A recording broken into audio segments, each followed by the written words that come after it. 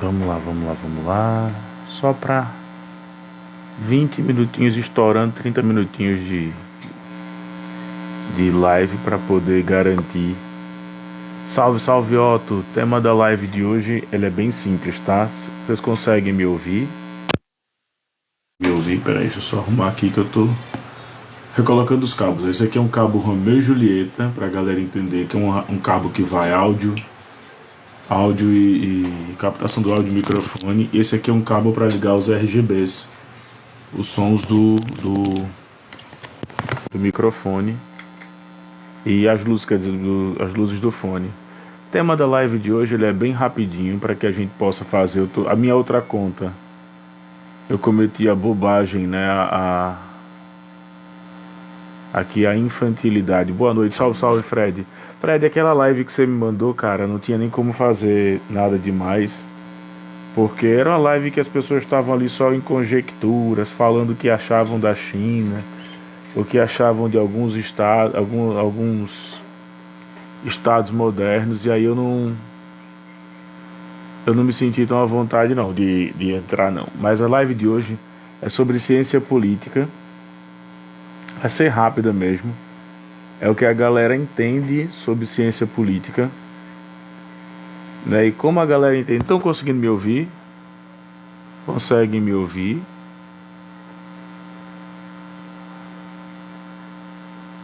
Peraí, deixa eu ver uma coisa aqui rapidinho.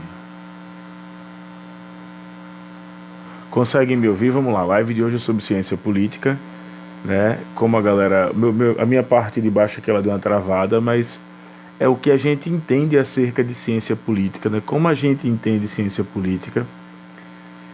E eu queria até botar a cópia de um livro aqui no fundo. A cópia não, a capa de um livro aqui no fundo, mas eu não estou conseguindo travar. Fala aí do mimizento do Fred. Cara, Mauro Barreto. Mauro, tudo bom? Como é que você tá, cara? Tudo bem? Cara, eu vejo duas coisas. Eu não gosto do Fred. Se você tá falando do Fred do Big Brother ou o Fred aqui, nosso Fred? Só para eu ter uma noção sobre o que e sobre quem eu estou falando. Porque se for o Fred do Big Brother, eu sou um homem preto e ele não me representa, tá? Ele não me representa. Ele não é o guardião de Wakanda, ele não é o novo Pantera Negra. Ele não me representa. Ele tem muito ainda que evoluir como homem negro. Ele tem uma vingança de uma classe que não é muito agradável. E, cara, é isso. Ele tem um episódio que ele fala que ele ralou muito para se tornar médico. E quando chegou lá, a enfermeira seria a enfermeira dele. E enfermeiro não é pet de seu ninguém. Isso também é colocado na ciência política, né? Se vocês puderem ajudar compartilhando a live e curtindo, estamos com 22 pessoas com menos de 5 minutinhos de live. A live sempre cresce nesse horário. E é mais ou menos por aí. A gente tem um monte de gente militando errado para os dois lados, tanto para a direita quanto para a esquerda. A gente tem uma galera que milita pela direita, como é o caso de um cara que é o Pavinato, né? Eu observei ele. E o Pavinato da Jovem Pan, ele faz um exercício horrível para a advocacia, ele faz um exercício horrível para o direito, quando ele dá o direito freestyle, o direito da cabeça dele, para que as pessoas possam diretamente se guiar. E ontem a gente estava com a live aqui, inclusive, falando sobre a questão do Moro, né? O Moro foi sim beneficiado pela juíza Gabriela Hart, foi sim beneficiado pelas questões da Lava Jato, usou a Lava Jato sim como questão política. E aí, quando foi julgada a suspeição dele e a anulação também dos atos do Moro em todo o processo, a galera ficou desse jeito. Mas o que a gente tem para falar aqui muitas vezes é que a galera não tem, obrigado para quem está curtindo, é que a galera não tem essa visão de política, a galera não sabe discutir política nas plataformas. Não adianta eu fugir disso, não adianta eu ser mais ou menos do que foi proposto. A gente vem aqui para fazer isso, para trazer um bom debate, para trazer um pouco mais de consciência de classe para a galera. Teve umas frases, inclusive, do Cauê Moura, que queria ver o Kim Kataguiri num gulag, né? Quebrando pedra. Para a galera que não sabe, os gulags, eles eram prisões coletivas durante a Revolução Russa, onde os opositores iam para praticar trabalhos forçados e para justificarem a sua comida, para justificarem a sua estadia na prisão. Só que eu acho engraçado que os ultraconservadores brasileiros, Lula vai para a China para trazer investimento para o Brasil, geração de empregos. Mas ele teve que adiar a viagem por motivos de saúde, né? Você acha que o Moro se perdeu no meio do caminho? O Moro só teve um grande erro em tudo. Ele achou que era juiz, né? Moro não é juiz, no Moro é aprovado no concurso para magistrado. Moro nunca foi um juiz. A galera que é do direito vai entender isso. Moro nunca foi um juiz. Ele foi um aprovado num concurso para magistratura. Coisas totalmente diferentes. Moro não tinha etiqueta para julgar, não tinha decoro, não tinha visão, não tinha... Então, e disso aí não se forma um juiz, só se forma um aprovado em concurso para magistratura. E aí, falando um pouquinho da questão da ciência política, a galera hoje no Brasil não sabe o que está falando. É muito fla-flu. Eu estava vendo agora, tem grupo no Telegram que tem live minha inteira, na íntegra. Tem live minha inteira, né? Tá vendo? O Luciano Padilha não era só um juiz muito que condenou o lado. Eu não consegui nem entender porque o Luciano Padilha escreveu de uma forma aqui tão boba. Aí também tem o Fer 2023. E essa galera não consegue subir para manter um debate, né? Essa galera faz aquela pegada do Julian Lemos. Essa galera faz aquela pegada aqui do Derli, do Porto Alegre, do Canela, da Ju, da Fabiana Bolsonaro, da Fabiana 22. Tem um grupo no Telegram que eu recebi agora umas imagens. Tem lives minhas inteiras, a galera estudando. Mas o Ogro chamou o cara para debater e não sei o que. Aí eu disse, criaram um grupo no Telegram para mim para fazer isso. Obrigado, tô lisonjeado, né? Eu queria que isso se transformasse em grana, não queria que se transformasse só em fama, não. Ser famoso não me agrada, não. Me agrada ter a grana, né? Mas falando de sociologia e de filosofia política, eu queria mostrar a capa do livro aqui. A galera tem que parar de fazer essas brisas, pô. A galera viaja, mas viaja legal quando sai discutindo política aqui. Eu vejo gente discutindo política, discutindo Sérgio Moro, sem ter lido as sentenças. Eu vejo a galera discutindo vacina, como está voltando a discutir agora, sem ter estudado o mínimo, sem ter perguntado. Eu perguntei a minha esposa acho que umas 8, 9 vezes sobre vacina. Com algumas coisas eu não lembrava, porque é coisa que a gente aprende na escola. E aí eu vejo as mentiras se reproduzindo, se repetindo. E aí a gente tem que ser muito direto. Mas você falou que o Moro não foi juiz. Pois é, o Moro não foi um juiz. Ele foi um aprovado no concurso da magistratura. Tem diferença muito grande. Acho que você não entendeu a ironia presente na frase.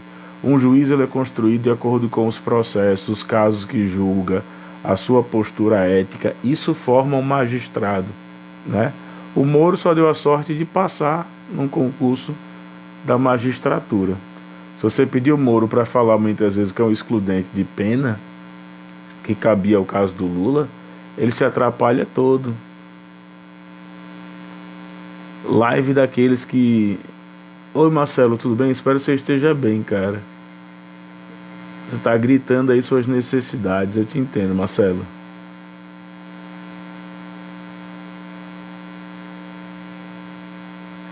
Né? Então assim, a gente começa a ver, muitas vezes, o quanto a galera tem essa visão deturpada da coisa, essa visão meio torta da coisa.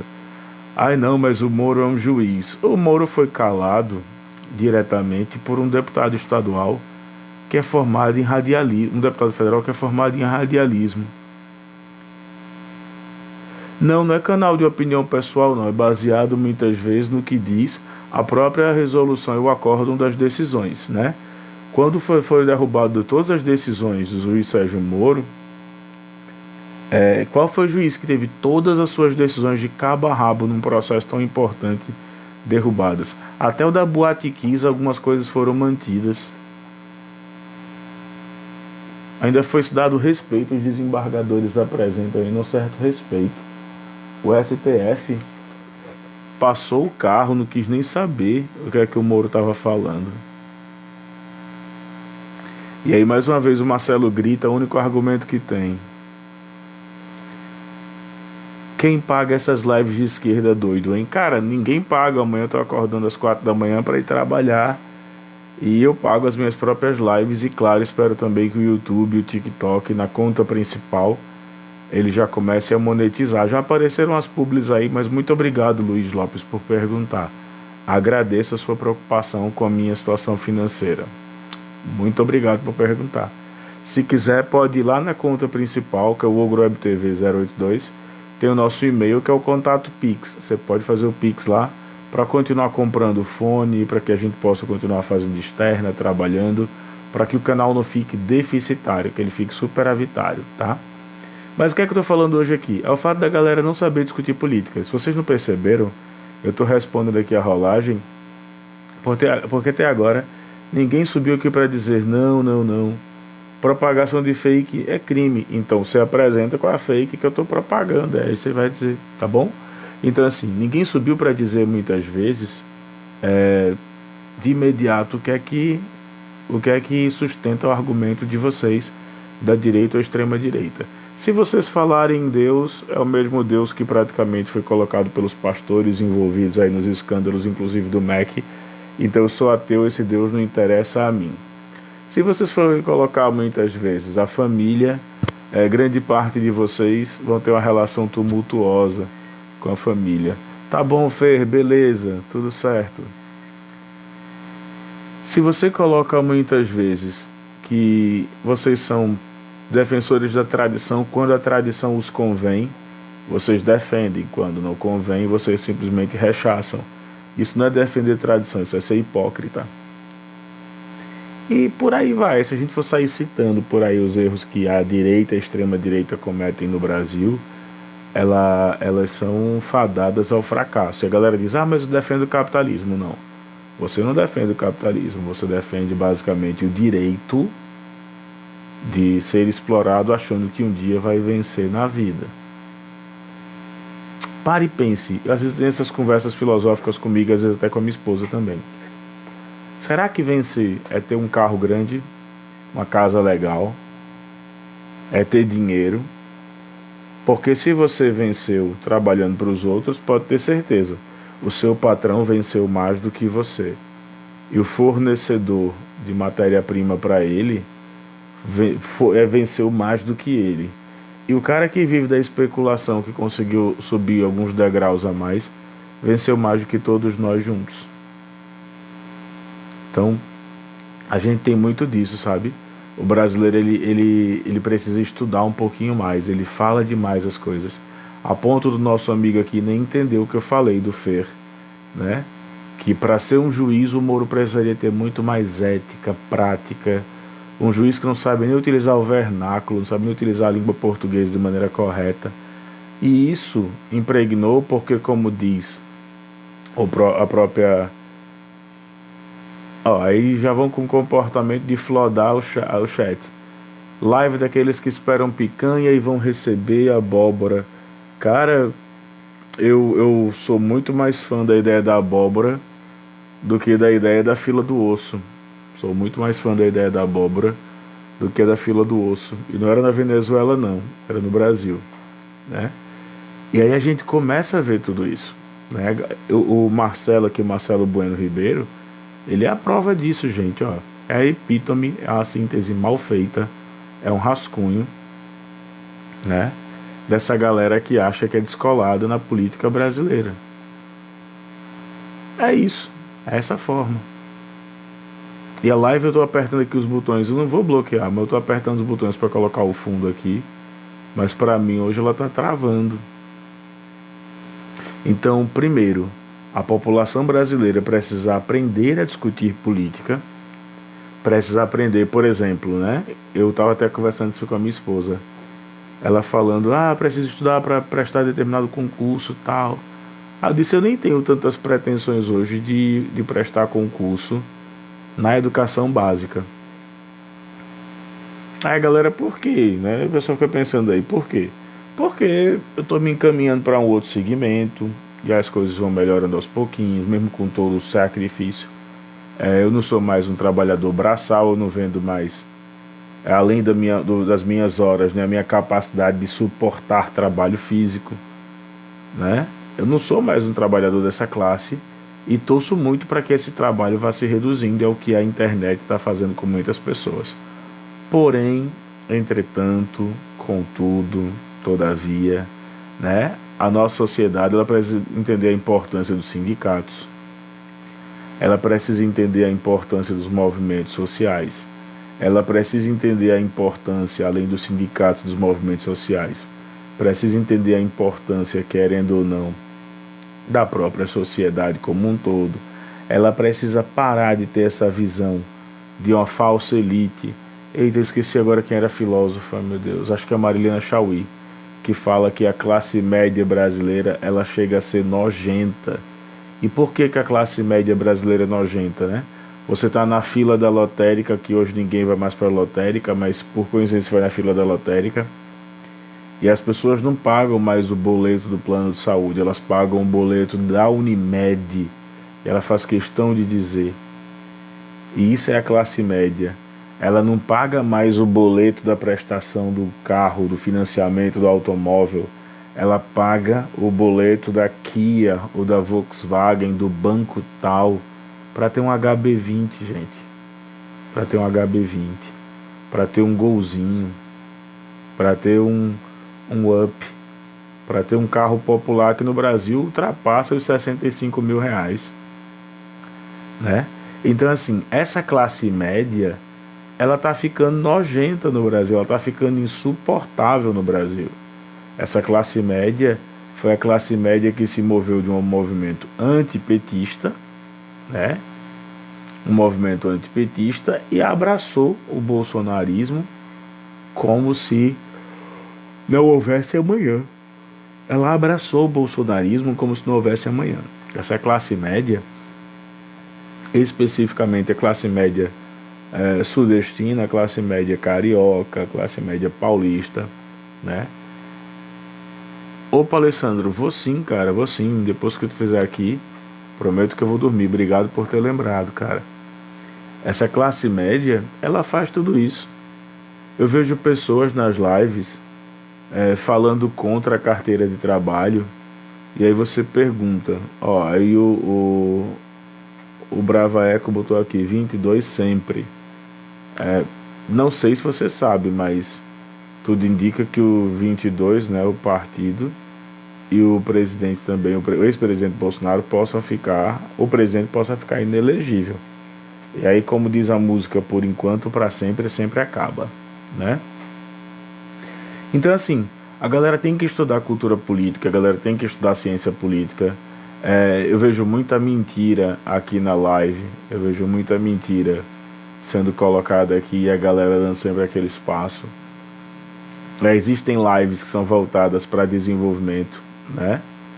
E aí, logo de imediato, quem foi que condenou Fernandinho Beiramar em 2008? Bom, a live estudar economia. Concordo também que a galera precisa estudar economia, precisa estudar inclusive os autores de economia. FER 2023. Se quiser uma live só sobre processo penal e execuções penais, a gente abre uma live específica para isso, tá bom? É outra característica de vocês, da extrema-direita. Vocês acham que um debate todo vai se resumir a uma única pergunta. Quem condenou Fernandinho Beiramar em 2008? Aí, essa pergunta agora você acha que lucrou com tudo, tá bom? Mas se quiser, a gente faz uma live só sobre execuções penais e código processual penal. Aí fica mais fácil, a gente eu abro o computador e fica mais rápido, tá bom? Então assim, só pra galera entender, O Brasil precisa estudar muito mais sobre filosofia política, sobre ciência política, para não estar incorrendo nesses erros. E quando não são erros, às vezes são mentiras. E quais são os erros e as mentiras que a extrema-direita e a direita coloca agora, né? A galera coloca que as empresas que estão saindo agora do Brasil nesse primeiro trimestre, elas estão saindo por conta do AOB, tudo doutrinação esquerdinha. A OAB eu não conheço não, mas a OAB, a Ordem dos Advogados do Brasil, a qual você se refere, tentou se referir, a OAB eu não conheço não. E Bravaeco, você é tão burro, velho, que você esqueceu que o curso de Direito, por incrível que pareça, que é o curso de Ciências Jurídicas, ele é um curso voltado para a galera de direita, para a galera que teve posses, desde que o Brasil é Brasil, tá bom? Então você é burrinho pra cacete, filho. Então, só voltando, gente, é esse tipo de situação que a galera tem que prestar atenção. A gente está hoje colocando muito num ritmo de fla-flu, está colocando muito num ritmo descompassado. Quando você pergunta para a galera hoje se você queria ver o Lula julgado novamente, eu adoraria ver um julgamento justo feito contra qualquer pessoa que não pôde se defender, né? Eita porra, ensina com C, aí me quebrou. Me ensina com C, aí você me quebrou, aí você ganhou o debate, filho. Ensina com C é demais para mim. Então, assim, quando a gente começa a ver tudo isso, eu adoraria ver. Os meus amigos, eu sou militante do PT, né? Eu participo, mas os meus amigos que dizem, nossa, você tá doido em fazer isso, em querer ver o Lula sendo julgado novamente, ele não vai ser julgado por uma série de fatores, né? É um paciente maior do que 65 anos, é um paciente maior do que 70 anos. A lei no Brasil tem restrições para as pessoas acima de 65 e de 70 para penas restritivas de liberdade. O Lula não aceitou o monitoramento eletrônico, aí o motivo daquela frase de dizer que queria o Moro, poderia ser colocado. A gente tem que ver na fase total do processo que durante os 580 dias que o Lula ficou preso foram mais de 54 pedidos de habeas corpus. O Matheus, o Cantizano, sempre diz aqui nas lives quando eu estou conversando com ele que foi uma dor de cabeça ele fazer dar entrada em alguns habeas corpus, né, que eram juristas pela liberdade. Então, assim, a nossa ideia não é chegar aqui e ficar com proselitismo, não. Eu não vou ganhar nada com proselitismo aqui, né? Então, assim, quando a galera... Boa sorte na caminhada aí, vai precisar, viu? Obrigado, cara, mas eu não acredito em sorte, não. Acredito em acordar cedo e trabalhar muito, né? Eu não acredito em sorte, não. A vida não dá sorte pra gente, não. Então, assim, se a gente for colocar logo isso, for pensar dessa maneira, o brasileiro ele precisa estudar ciência política, ele precisa estudar um pouco mais de direito, ele precisa estudar mais tudo isso. E aí, por incrível que pareça, tchau, tchau, tchau, tchau, Bravaeco, forte abraço, meu querido. Então, assim, por incrível que pareça, a gente tá vendo isso agora. Eu tô vendo muitas lives aqui no TikTok, muitas mesmo. E no YouTube, e no Twitter. Eu tô vendo muito, tá? A galera falando de, ai, mas você tem que entender que o Lula não pode fazer. Gente, eu vou usar Heráclito, tá? Quando você se banha num rio, ao se banhar pela segunda vez, nem você nem o rio serão os mesmos, né? Quando você se banha num rio, ao se banhar no rio pela segunda vez, nem você nem o rio vão ser os mesmos. Você vai ter vivido mais coisas depois que você saiu do rio e vai ter passado muita água naquele curso de rio. Então nem você nem o rio serão os mesmos. E aí a galera sempre fala isso. A galera tá querendo buscar, até a galera de esquerda mesmo tá errando nisso. A galera tá querendo buscar um Lula de 2003. Esse Lula de 2003 não é o Lula que o mercado quer. A galera tá querendo buscar um Lula de 2003, de 2006. Esse Lula não é o que a galera quer, tá? Aí a galera fala muitas vezes, quando você vê o Lula de 2003, ele surfou bem a onda das commodities, teve um boom de crédito. O maior erro dele foi ter dado aquele super crédito em cima das linhas brancas, porque o povo não tinha educação financeira para isso, e o resultado acabou sendo praticamente ali um super endividamento da população ao longo de 5 anos. Eu fui um endividado do governo Lula, E eu não saí por causa do governo, não saí porque minha esposa tinha mais cabeça, minha atual esposa, né, tem mais cabeça do que eu em relação a isso, mas eu tinha um cartão do Banco Real, que hoje é o Banco Santander, que na época o cartão era de R$ 200, a dívida chegou a quase R$ 4.000. Foi um over de crédito, foi gente dando crédito para todo mundo, de todas as formas, e não se educou o povo. Então você tinha políticos ali que tinham uma visão mais de proteção ao crédito. Você tinha um Amoedo, você tinha ali, querendo ou não, o próprio Ciro, você tinha a Soraya Tronic, você tinha o Felipe Dávila, você tinha gente que entendia que esse boom de crédito não pode voltar a acontecer.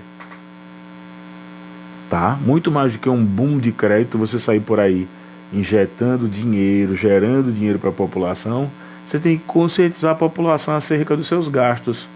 Porque o Ciro Gomes diz uma frase que eu acho interessante. Ninguém me contou. Quando eu estive no PDT, militando pelo PDT, eu assisti uma palestra dele e foi incrível. O Ciro falou o seguinte, que a economia é uma dama ingrata. Ela senta no teu colo, ela te beija, ela passa a noite toda contigo. Mas logo de manhã chega a conta.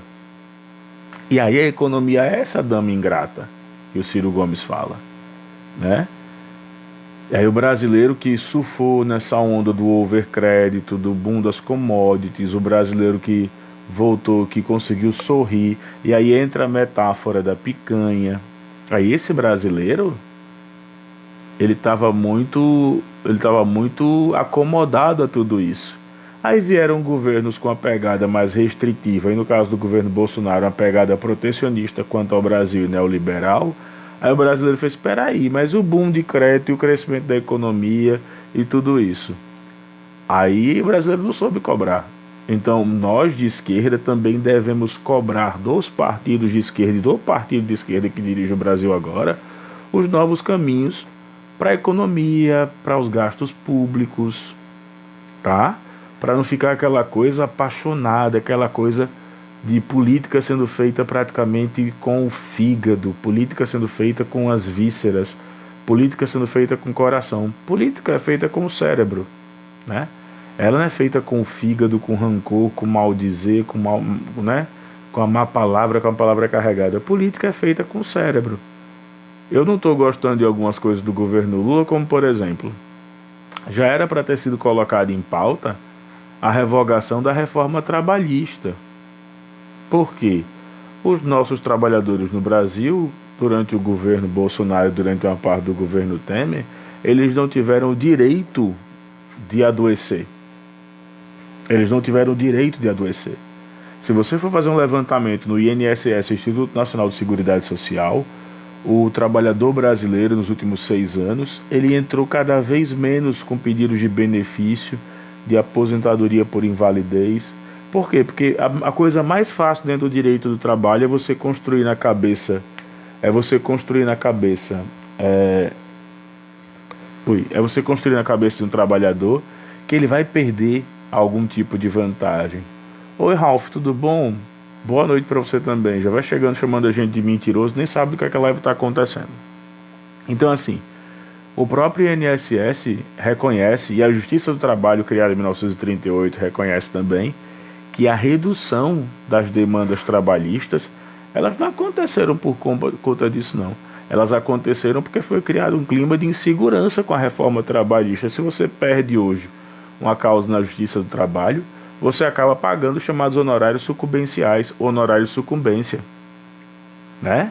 Quando você perde a causa para o empregador hoje ele não sente mais o pudor, né? Ele tem o despudor de mandar você para fora por justa causa e praticamente virou um código. Você está fora por justa causa, procure seus direitos. A justiça ficou mais lenta, ela ficou mais rígida, ela não ficou em grande parte ali ouvindo o trabalhador como premissa básica, ela vai ouvir primeiro o empregador. A gente vê a figura inclusive do advogado trabalhista, né? O que milita na causa, o que não é só um advogado, mas o que estuda, o que milita, o que defende a causa. Ele viu praticamente a Justiça do Trabalho, inclusive algumas varas no Brasil, reduzirem. Isso é um fato. E aí vem um fenômeno chamado de uberização. O que é esse fenômeno de uberização, né? A gente começa a ver hoje agora as empresas falando o seguinte: Ah, e você vem trabalhar aqui conosco e você ganha esse fone da Hamilton maravilhoso, esse fone Bluetooth, esse fone sem fio lindo, você ganha uma mochila, você ganha um crachá. Eu que adoro essas coisas, pô, vou ficar feliz, mas se isso vier com um salário também, ó, fica ótimo. Se isso vier com pagamento pelo meu trabalho. E aí todas as profissões sofreram essa terceirização maldita, essa uberização. E o direito não foi diferente disso, né? Um exemplo disso é a figura do preposto, que aumentou. Eu até estava lendo isso, não lembro onde, mas estava lendo aqui em casa isso. A figura do preposto, ela aumenta. E por que a figura do preposto aumenta? Porque a galera começa agora a não investir mais no advogado do trabalho, e o preposto é sempre alguém que trabalha na empresa. Eu, inclusive, vou pedir nas duas escolas que eu trabalho para eu começar a agir como preposto, para ver se eles negociam um salário e contrato a mais, para eu poder agir como preposto em demandas de trabalho. Apesar que não se requer tanto, né? Quem resolve é advogado trabalhista. Mas pelo menos para pagar, para trazer uma grana mais para dentro de casa, usar o conhecimento para a gente não passar fome. Porque, infelizmente, no capitalismo, a escola, a educação básica só serve para que você não passe fome. Tá? Quem te ensina a ser rico, quem te ensina a ser milionário, quem te ensina a ser superior, fora da curva, é o próprio mercado. Mas a escola no Brasil é a educação básica. Obrigado, foi o palavra camarada, obrigado pelo presente. Mas a escola no Brasil, ela só está preparando a galera, e aí o novo ensino médio, eu também sou contra e me posiciono contra esse novo ensino médio, mesmo sendo professor de matérias do novo ensino médio, muito mais por entender que o momento não é esse. A gente tem uma disciplina chamada cultura digital, que para que ela aconteça, o aluno seria ideal, o mundo ideal era o aluno com um notebook ou um tablet, o aluno entendendo noções de copy, o aluno entendendo noções de currículo virtual, o aluno entendendo o que é uma call, o aluno entendendo o que é uma daily. E não sei se a galera sabe a diferença entre uma call e uma daily. A call, ela é uma chamada, né, de call, de chamado, call, chamar, em inglês. E ela pode ter ali, basicamente, infinitas horas. Ela é uma reunião feita de maneira virtual, uma call. Quando você pega a daily, ela tem quase que por via de regra de durar 15, estourando 30 minutos. E a daily ela é usada no mundo corporativo para que as pessoas possam apurar algumas coisas, para que elas possam aparar algumas arestas. Quando a gente bota a diferença de uma call para uma daily, a ideia é mostrar para o jovem que o novo ambiente de trabalho dele agora, infelizmente, não acaba quando ele bate o ponto. O novo ambiente de trabalho desse jovem formado agora no ano 2023, 2024, 2025, nos próximos 3 anos, não acaba quando ele bate o ponto. Muitas profissões, quando o sinal toca, quando a empresa libera, quando você vai embora, você deixa os problemas dentro da empresa. Com essa nova reforma do ensino médio, com essa nova reforma trabalhista, a gente vive ligado diretamente ao mundo do trabalho 24 horas. E aí o AVRS diz o seguinte: sou extremamente a favor da educação financeira, mas a própria Maria do Rosário pragueja isso. Cara, eu sou a favor de educação financeira, mas a educação financeira no Brasil ela é ensinada errada. E aí por que ela é ensinada errada? Você pega o Primo Rico, Tiago Nigro, Bruno Perini, você pega a Nath Finanças, você pega essa galera todinha e bota na molecada, no imaginário popular, que é você comprar fração de Bitcoin, que é você comprar fundos imobiliários, que é você comprar isso, comprar aquilo outro. E a molecada acha que a educação financeira é isso. A molecada tem que entender o que é praticamente juros da taxa Selic, tem que entender que se não pagar o boleto da conta de energia, ele vem com juros de mora, que são juros de atraso para o mês seguinte. Ele tem que entender o que é um ICMS, que esse ICMS inclusive faz com que haja guerra fiscal nos estados. Tá? E isso é parte da educação financeira. A educação financeira que está sendo ensinada aí, ela está totalmente errada. E aí por que ela está totalmente errada? Porque ela está preparando o menino para ser o novo primo rico, o novo investidor, o novo comprador de Bitcoin. Eu não tenho nada contra, muito pelo contrário, participou ontem aqui da live comigo um cara que é especialista em Bitcoin. Ele foi super educado comigo, super generoso. O que eu não conseguia entender, depois eu fui pesquisar muito mais, entender sobre a blockchain, entender sobre como é que você vai alocar essa moeda e que essa moeda realmente... Pronto, sigam aí, gente, é o Marcos, tá? O Marcos Fogo, sigam aí o Marcos, por favor. Ele foi super educado ontem, foi um amor de pessoa. E eu não tenho o que reclamar quando alguém, mesmo divergindo de mim politicamente, tem um pensamento assim. Eu até agradeço, porque quem é inteligente gosta de gente inteligente, né? A gente não gosta de gente que é pedante, que é burra, que não oferece nada e que trata como se fosse a pior pessoa do mundo. Esse tipo de gente não me agrada em nada, mas não me agrada mesmo, tá? Então, assim, se a gente for observar essa mesma construção, eu posso ter gente aqui hoje do mercado financeiro, e aí eu vou entrar um pouquinho em ciência política e falar por que o Lula está errando com o mercado financeiro. O Lula está errando com o mercado financeiro por um motivo muito simples. Ele tem que chegar agora para os homens que presidem o mercado. Aqui no Brasil são aproximadamente 30 homens que presidem o mercado. Eita, acabou de chegar uma pessoa super, super gente boa aqui. Trocou o nome, tá? Anjo da esquerda. Então, assim, o Lula tem que chegar agora para conversar, tem que conversar com o Abílio Diniz, ele tem que conversar com o Luciano Hang, ele tem que conversar com o povo, ele tem que conversar com os empresários. Os melhores momentos em que o Lula conseguiu ter apoio popular e chegou a uma popularidade de mais de 80% é quando ele se reunia com o trabalhador de manhã, mas se reunia com os empresários à noite. E ele tem que fazer isso. Ele tem que chegar hoje para o grupo que administra as lojas americanas e dizer: não, o governo vai socorrer. Por que o governo vai socorrer? É porque ele ama o João Paulo Lemann? Não, o governo vai socorrer porque são empregos que podem deixar de existir. Não é porque ele ama, não é porque ele escolheu o João Paulo Lemann com aquele pau cansado para passar o resto da vida com ele, não. É porque, querendo ou não, a gente está falando de pessoas que podem deixar de levar comida para casa. Isso tem uma coisa que deixa o homem impotente, que deixa o homem triste, que deixa o homem surumbático, que deixa o homem praticamente de cabeça baixa, que faz o homem deixar de ser homem dentro do contexto capitalista, é o desemprego estrutural. Mas, tchê, olha as bobagens que ele anda falando. Ele não é mais aquele político dos anos 2000. Cara, lembra o que eu falei do Heráclito agora? Nem ele é o mesmo, nem o Rio é o mesmo. A gente acabou de passar por um Brasil agora com falso protecionismo de Bolsonaro. E eu até faço uma pergunta: cadê 1 trilhão de imóveis que o Paulo Guedes disse que ia vender de imóveis ociosos? O mercado tinha condições de comprar, né? Quando ele disse que vai botar uma granada no bolso do inimigo usando a lei de responsabilidade fiscal, cadê? Meu pai, coitado, está comemorando agora que vai ter um aumento de salário acima da inflação dos servidores públicos, né? Agora em maio ele vai ter um aumento de salário dos servidores públicos que é feito cascata, vem do Ministério da Previdência, aí chega até eles que são a terceira escala. Então, assim, se ele quiser realmente ser o Lula de outras horas, se ele quiser ser o Lula de outro momento, que a gente não precisa dele em outro momento, é precisa de um político com capacidade de decidir, ele tem que salvar o grupo do João Paulo Lemann, ele tem que salvar as americanas, não pelo João Paulo Lemann, ele tem que salvar pelos trabalhadores do grupo das lojas americanas.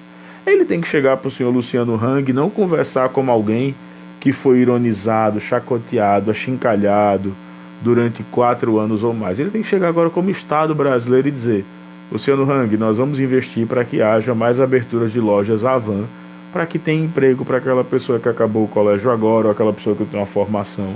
Ele tem que fazer isso, porque ele não está falando enquanto Lula, ele está falando enquanto Estado brasileiro.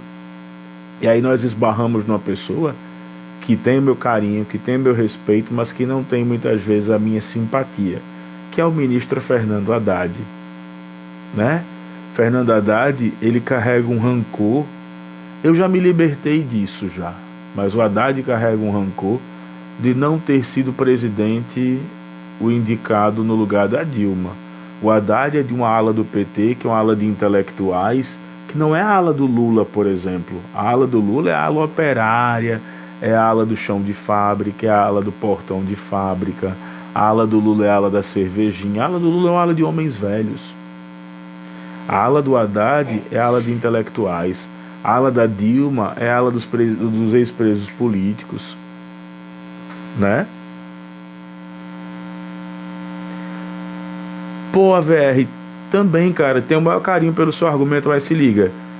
O Brasil não pode dar as costas para os empresários, não. Porque se o Brasil dá as costas para os empresários, tanto vai ser Lula, Bolsonaro, MC Pipoquinha, pode ser qualquer um que esteja presidindo essa porra. O Brasil não pode dar as costas para os empresários, porque se o Brasil dá as costas para os empresários, no momento em que esses empresários tiverem um over de lucro, eles vão dar as costas para o Brasil. Existe uma relação de interdependência, né? Eu dependo hoje do cara do supermercado aqui da esquina da minha casa. Eu quero que ele abra 10 aqui no bairro, porque vai ter gente trabalhando, vai ter gente comprando. Eu quero que exista rico trombando um com o outro aí,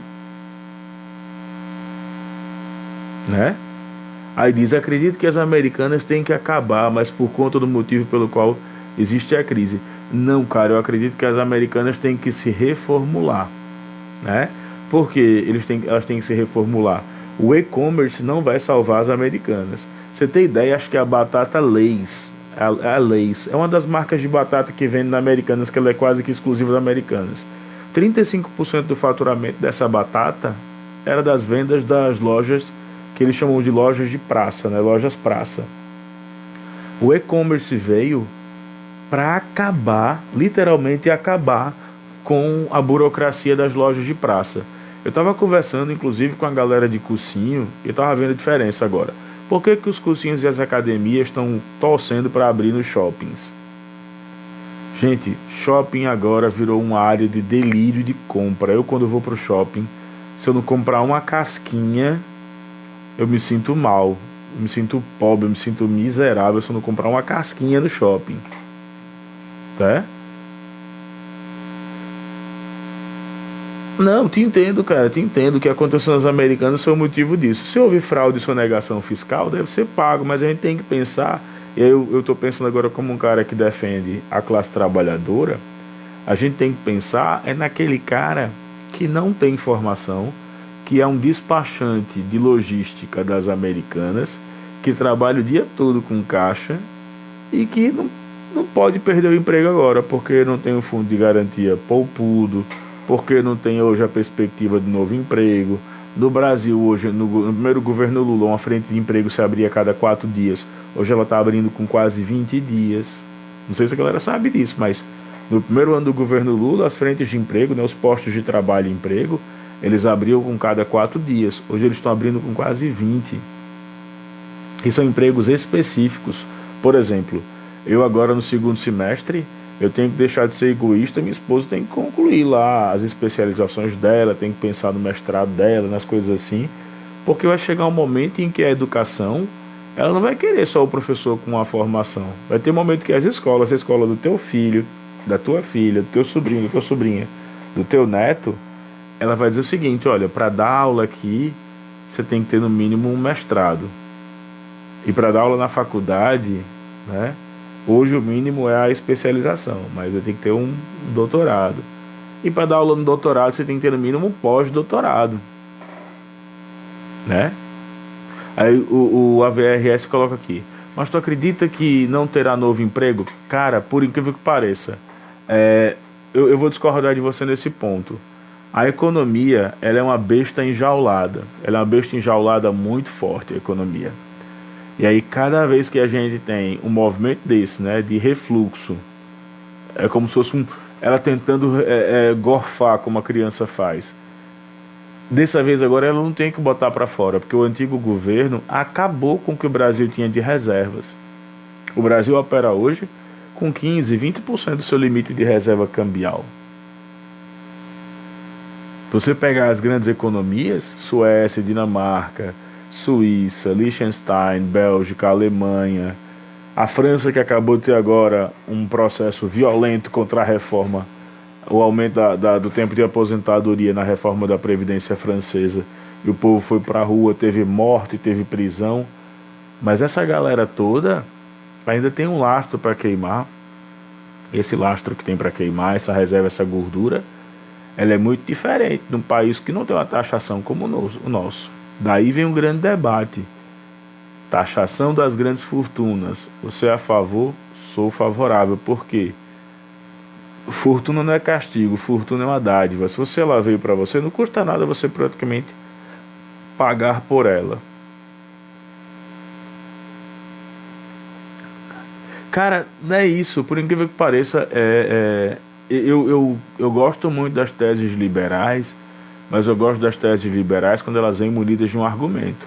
Quando elas são teses liberais ou teses libertárias, só porque deu uma ideia do monarca, baixou o monarca lá do Flow na cabeça do indivíduo, eu particularmente não costumo ouvir, né?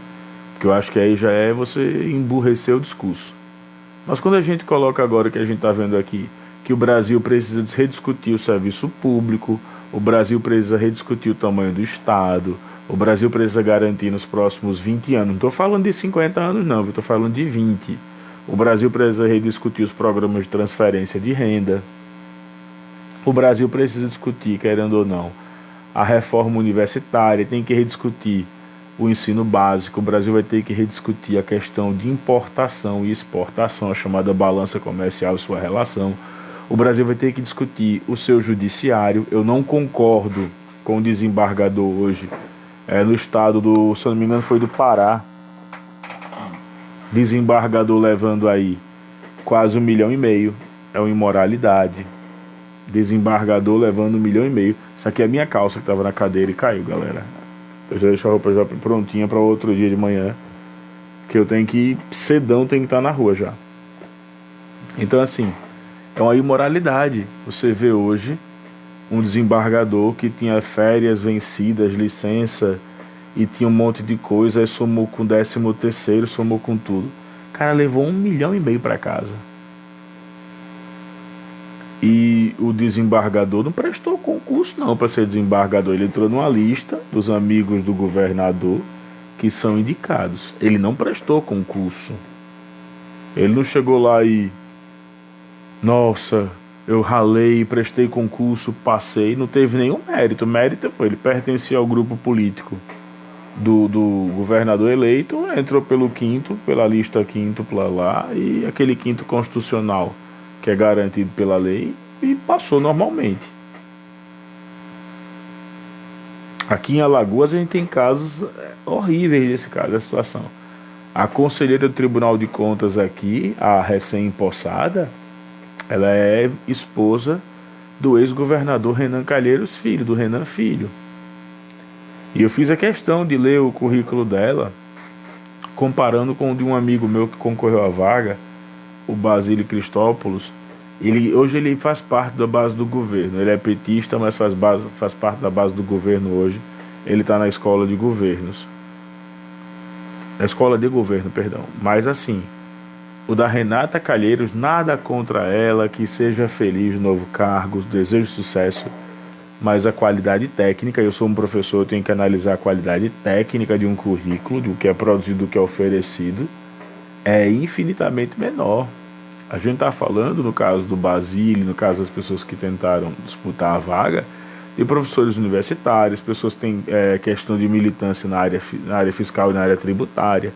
Um cargo para conselheiro do Tribunal de Contas requer isso diretamente. Um cargo para conselheiro do Tribunal de Contas requer isso, não requer outra coisa. Requer isso. Mas aí eu tenho que dizer, o meu partido, o PT, foi injusto em não ter ouvido a militância, não ter ouvido inclusive a militância qualificada.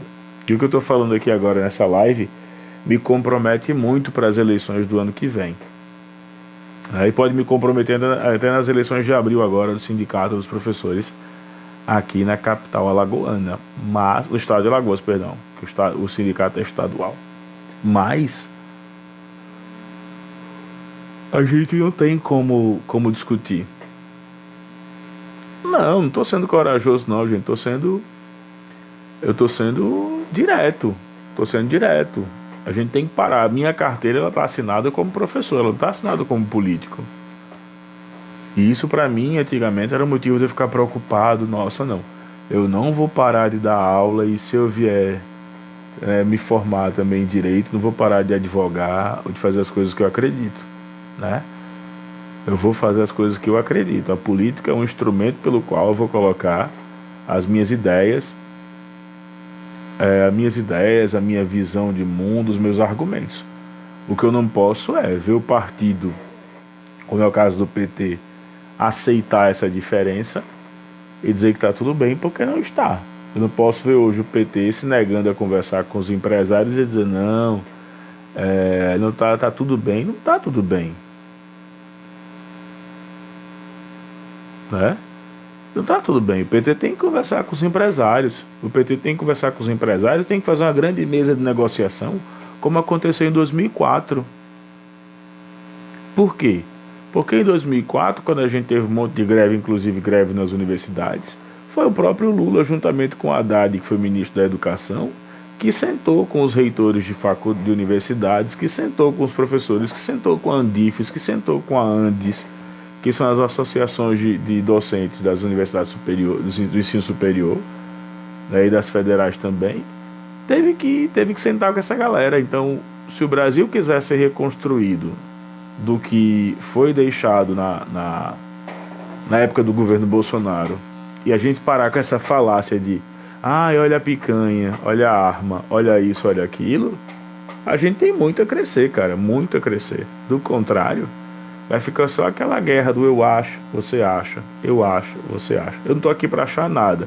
Eu só falo quando eu tô praticamente encontrando o argumento coerente, né?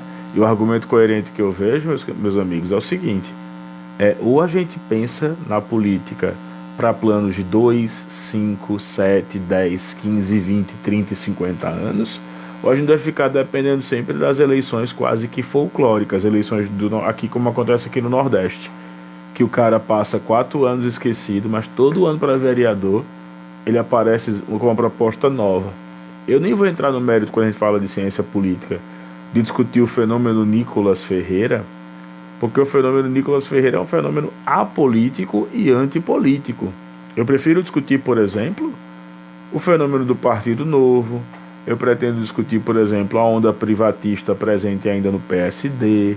Eu pretendo discutir ainda a questão da participação da relação público-privada dentro das instituições, né? E a gente tem que entender, para quem não sabe, minha formação em geografia, mas os concursos públicos, a tendência é que eles acabem. Isso não tem nada a ver com governos, tem a ver com o ciclo natural da economia. Por que não tem a ver com o ciclo da economia? Né? Porque com o ciclo da economia, por incrível que pareça, o cara coloca aqui, me bloqueia, Ustra vive. Não, velho, não precisa te bloquear, não. A live eu não estou conseguindo utilizar os botões aqui. Mas esse é o seu melhor argumento? Tem a ver com o que a gente está falando, tá bom? Então, assim, como eu estava falando, o Lula vem cometendo esses erros. Quando eu falo isso, até os meus amigos aqui da plataforma fazem: nossa, cara, você não pode estar falando isso. Não, pô, posso falar isso. Posso falar isso, que o Lula vem cometendo esses erros, sim. Não se reuniu hoje com um grupo de empresários, ele chamou. Ele chamou a presidente do Palmeiras. Ele chamou uma galera mesmo para poder fazer parte de um conselhão de empresários. Mas não é a mesma coisa. A meu ver, aí eu vou falar agora, não é opinião não, mas é uma constatação. Se ele sentasse hoje com a Fiesp, se ele sentasse hoje com os principais empresários do Nordeste, se ele sentasse com o trade turístico, se ele sentasse com o clube de hotelaria, se ele sentasse com essa galera toda e ele apresentasse um plano de crescimento bianual, né? Ou até mesmo bienal, trienal, ou até mesmo um plano para os próximos 4 anos. Só que o governo não tem. A gente viu isso durante a transição. Durante a transição, o governo estava mais preocupado em apresentar os erros de Bolsonaro e da gestão do que dizer, olha, e realmente os erros não foram poucos. Na casa de quase 1 tri, 800 e pouco de rombo. A gente viu que teve que aprovar orçamento suplementar. Então assim, mas hoje, 90 dias já de governo, É momento de apresentar algo palpável. Entendeu? Uma coisa palpável. Tem que apresentar o seguinte: como é que a gente vai conseguir negociar hoje para redução da taxa de juros? Ah, o problema está no presidente do Banco do Brasil, do Banco Central. Beleza, o Banco Central é um cara que é do lado oposto ao nosso na corrente política, mas ele não está lá para fazer política, ele está lá para fazer política pública, não política partidária. Porque o próprio Flávio Dino, que é do PSB, mas que fez carreira política no PCdoB, não pode fazer política partidária dentro do cargo de ministro da Justiça. Não é? Ele foi eleito senador, mas está licenciado e assumiu o cargo de ministro da Justiça. Mas em momento algum, de forma alguma, ele pode fazer política partidária no cargo dele. Ele simplesmente é ministro de Estado. O próprio presidente, claro, ele tem a ligação, ele podia sair do PT hoje e ir pro PL, o Lula. Ele pode deixar hoje o PT e ir pro PL. A presidência é mais importante que o nome. E aqui no Brasil a gente faz uma inversão. A gente trata o nome maior do que o cargo. O Brasil ficou com a discussão muito polarizada entre Lula e Bolsonaro e volto a dizer, os dois não entendem de economia. Os dois não entendem de economia. Tanto é que o homem mais forte do governo Bolsonaro na economia não era Paulo Guedes, era o Saxida, né? Que eu tive a oportunidade de debater com ele aqui na porta da Câmara Municipal. Entendeu? Ambos não entendem de economia. Paulo Guedes não entende de economia absolutamente nada, assim como Fernando Haddad também não. Por quê? Porque Paulo Guedes acha que a melhor saída hoje para um país que tem uma grande concentração de pobreza é você privatizar, é você dizer que tem dinheiro guardado, mas dinheiro guardado não mata a fome de ninguém, primeira coisa.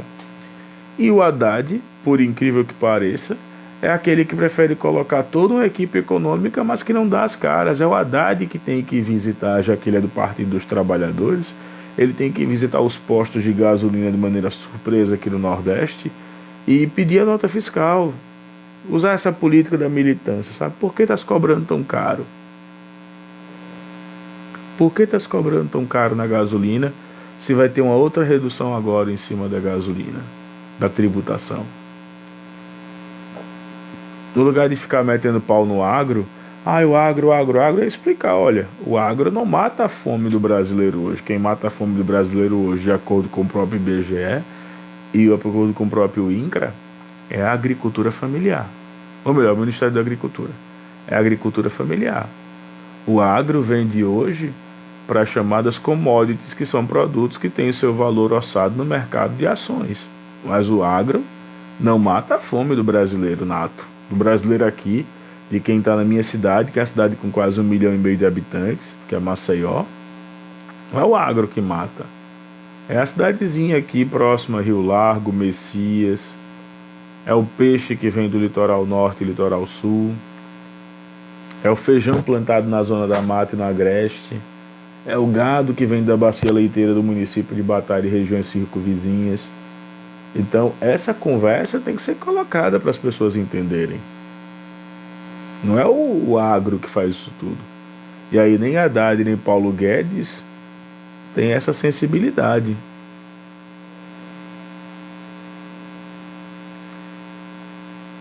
Mas é quem coloca dinheiro para circular. Pior que não, cara. Quem coloca o dinheiro para circular, por incrível que pareça, que faz uma retenção muito rápida, é o agro. O agro, à mesma medida que ele bota o dinheiro para circular, o dinheiro volta para eles e a gente vê pouquíssimo dessa reversão social. Por exemplo, a gente manda a nossa soja, a carne, o leite, o minério de ferro, a laranja, o manganês, o ferro, a casterita, a bauxita, estanho, o cobre. A gente manda hoje liga de alumínio, a gente manda isso tudo para fora. E quando eles recebem um pagamento disso, é para reinvestimento e aumento do seu poderio. Se você tivesse hoje, querendo ou não, como foi relançado agora, o Conab, né? que vai ser muitas vezes ali a ideia da gente ter uns estoques regulamentadores, a gente vai conseguir ter alguma coisa.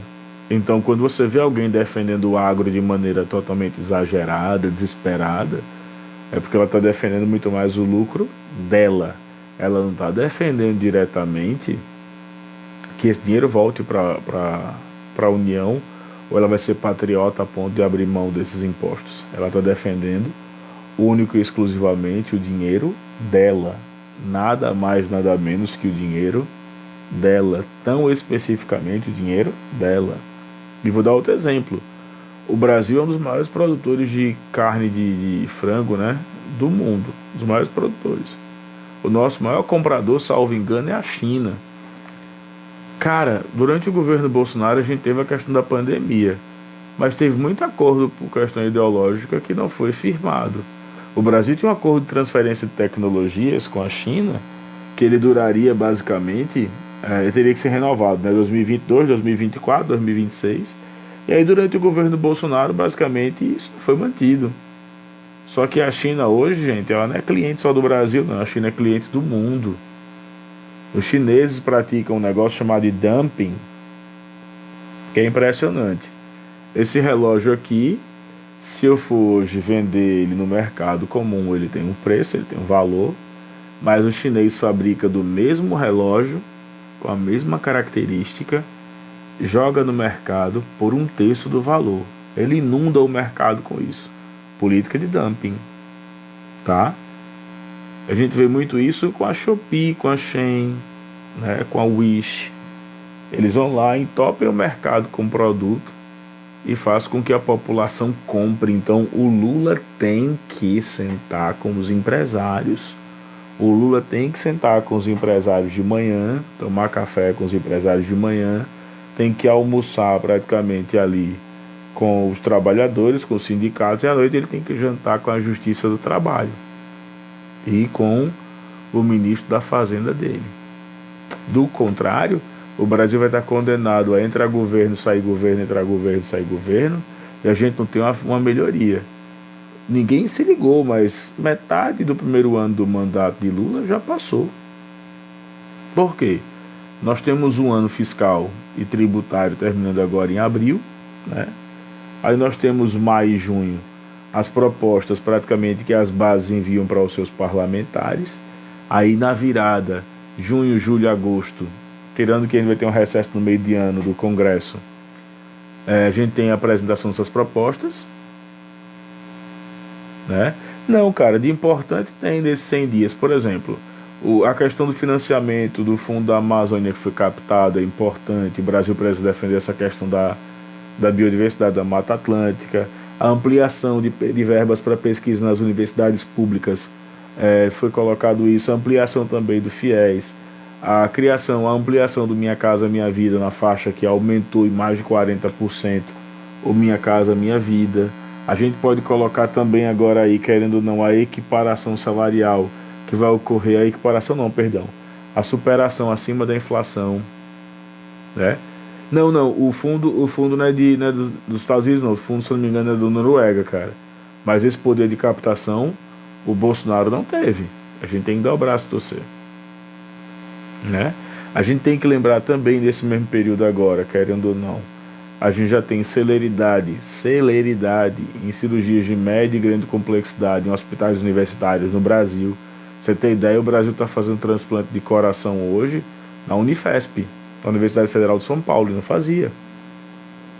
Nem nos governos anteriores do PT o Brasil tinha feito transplante de coração a toque de caixa, como está sendo feito na Unifesp, né? Proposta agora de aumentar a bolsa a bolsa para o mestrado e para o doutorado.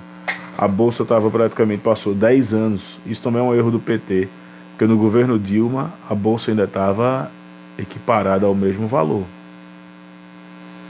Então assim, a gente tem muita coisa que foi feita, mas essas coisas, por incrível que pareça, elas são específicas, pontuais e voltadas para pessoas. Não, não, cara, não é que foram 1 bi para a Amazônia e 10 bi para a cultura, não. Por incrível que pareça, esses 10 bi aí é o potencial de arrecadação. Não sei se você já estudou sobre a Lei Rouanet, mas a Lei Rouanet ela não destina dinheiro do Estado, ela autoriza a captação, tá?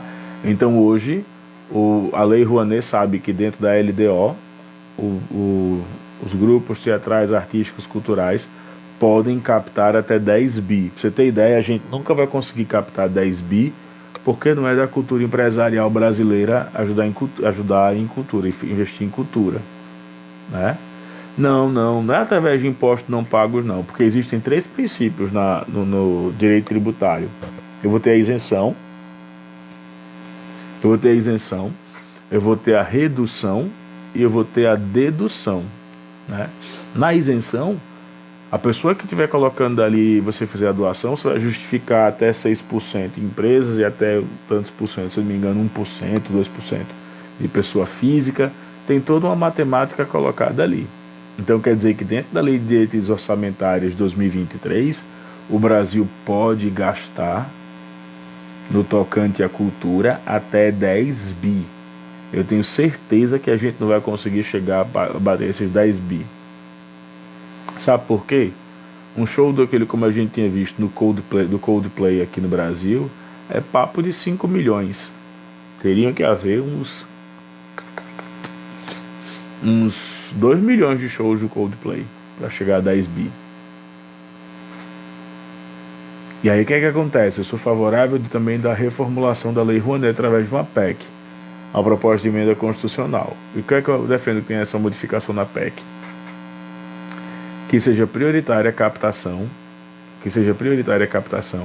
para investimentos menores do que R$ 300. Por quê? Porque uma pauta aqui no Nordeste,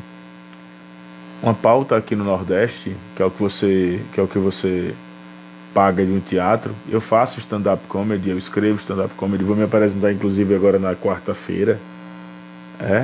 Zelota tá convidado, tá? O Zelota da minha cidade. Zelota, por favor, tá convidado. Vai ser lá, não dei spoilers. Então, assim, uma pauta de teatro, uma pauta de bar, uma pauta de espaço cultural é 300 conto. O que é pauta? É você comprar o espaço para poder colocar a peça ou para poder colocar o espetáculo. Uma pauta. Tudo bem, cara. E aí um maquinista ou um iluminador, 200 conto a noite do cara. E aí tem caras que chegam a ganhar 4, 5 mil porque ele trabalha de quinta a domingo. Quinta, sexta, sábado, domingo, 800 vezes 4 aí dá 3.200, fora o que o cara faz na semana, né? Ainda tem o custo com divulgação, com tudo. Então a Lei Rouanet precisa ser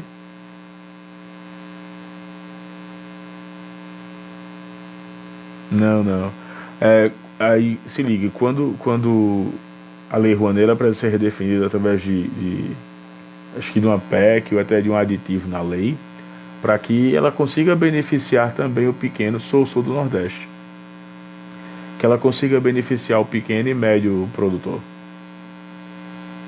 cultural, né? Quando ela não beneficia, muitas vezes acaba gerando isso, acaba gerando incompreensão, as pessoas acabam colocando as visões pessoais, e a Lei Rouanet, ela foi usada errado, inclusive eu não concordo, por exemplo, que o topo da lista sejam atores e tenham produtoras. O topo da lista são atores, atrizes e cantores que têm produtoras. Não pode, gente. A Cláudia Raia, o Miguel Falabella, a Débora Bloch, a Ivete Sangalo, todos eles têm produtoras. Essas produtoras, meus queridos, elas já conseguem captar. Inclusive a Ivete tem uma, e tem uma aqui em Alagoas também, que é o Barreira Produções, que o cara traz as principais bandas de forró do Brasil, o cara traz aqui para Alagoas. É injusto um cara desse recorrer com a Lei Rouanet, porque ele vende um produto que é um produto que o povão compra, que é um produto que o povão bota no cartão de crédito. A Lei Rouanet é para fomentar a cultura da maneira mais simples, é para que a pecinha lá de bonecos de Mamulengo aconteça, é para que o curta-metragem legal aconteça. entendeu? Então eu não concordo e acho que tem que ter um pente fino, né, em relação a Cláudia Raia, em relação a essa galera toda, como teve o mesmo pente fino em relação ao Gustavo Lima, em relação aos que receberam de lei de incentivo à cultura, entre tantas outras, tem que ter também, entendeu? Para não ficar aquela coisa que aos amigos do rei tudo, né? E aos inimigos, aos perdedores as batatas, tem que ter também. Porque se fizer isso, não, não, cara, por incrível que pareça, eu sou um cara de esquerda, mas eu defendo que tem que ter muita riqueza, porque se houver riqueza no Brasil hoje, vai haver transferência de renda.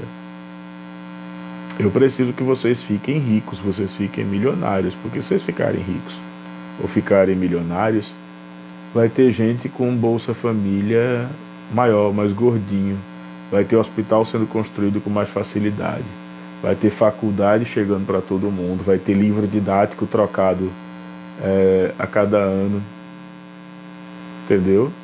Vai ter gente hoje, eu quero que vocês fiquem bilionários. Claro que o imposto vai ser referente ao que vocês forem captando, mas eu quero que o brasileiro fique bilionário. Eu não quero ser bilionário, nem quero ser milionário.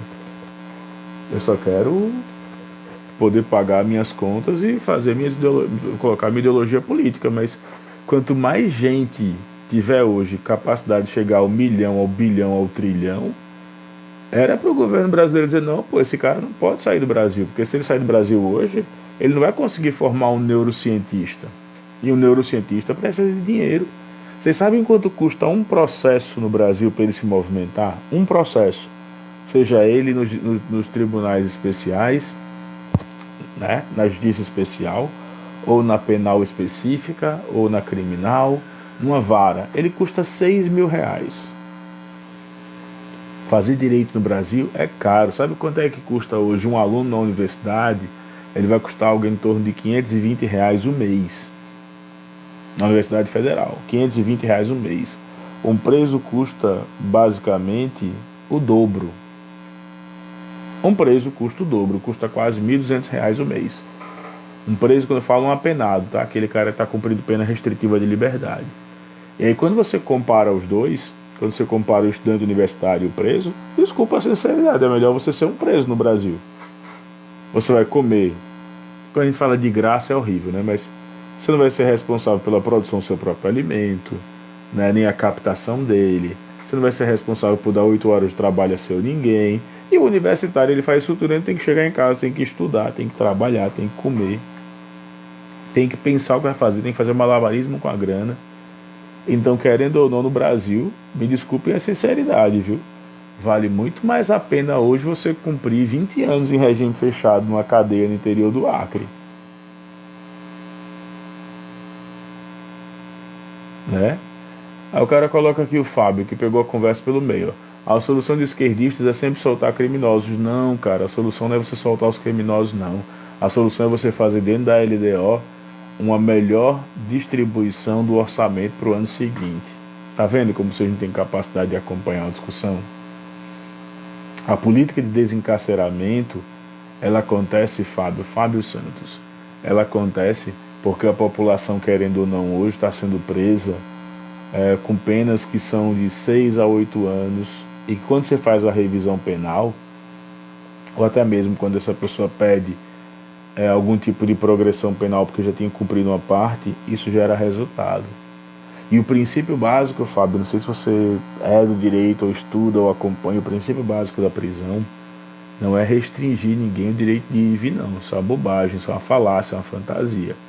O princípio básico das prisões no Brasil e no mundo, pelo menos na letra da lei, é de reeducar essa pessoa para que ela possa conviver em sociedade.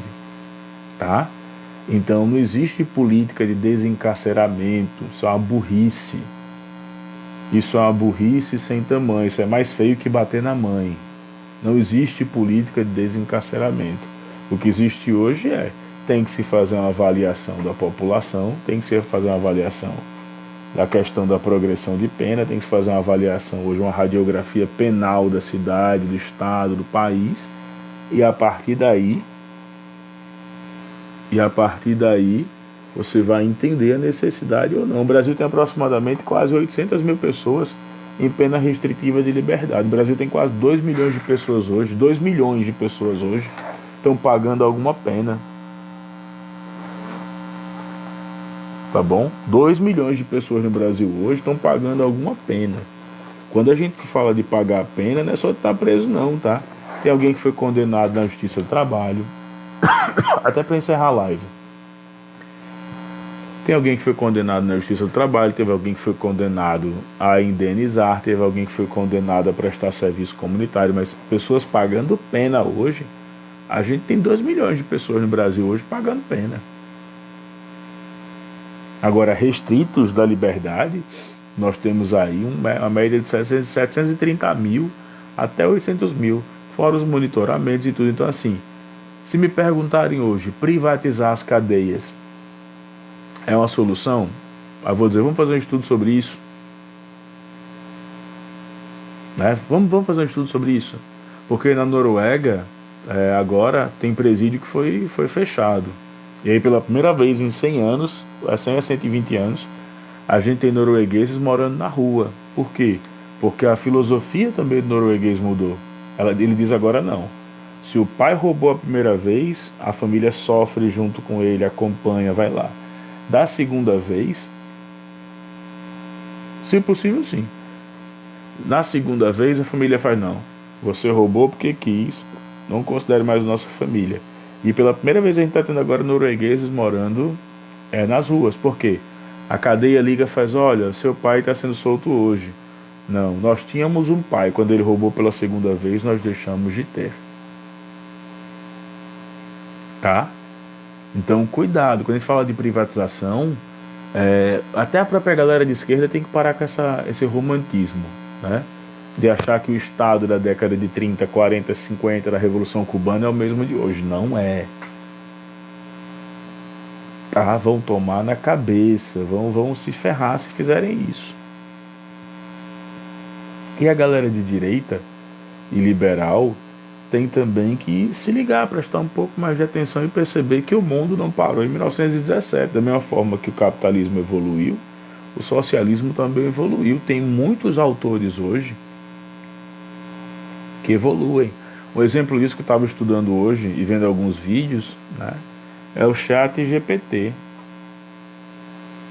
Isso aí veio agora para fazer a gente mudar algumas perspectivas, né? E se eu falar muito, a live vai ficar muito grande. Meus queridos, vou ficando por aqui. Queria agradecer a todos que acompanharam. Beijo do ogro. E é isso, né? Vamos conversar sempre, que é o melhor caminho. Forte abraço e até mais. Tchau, tchau.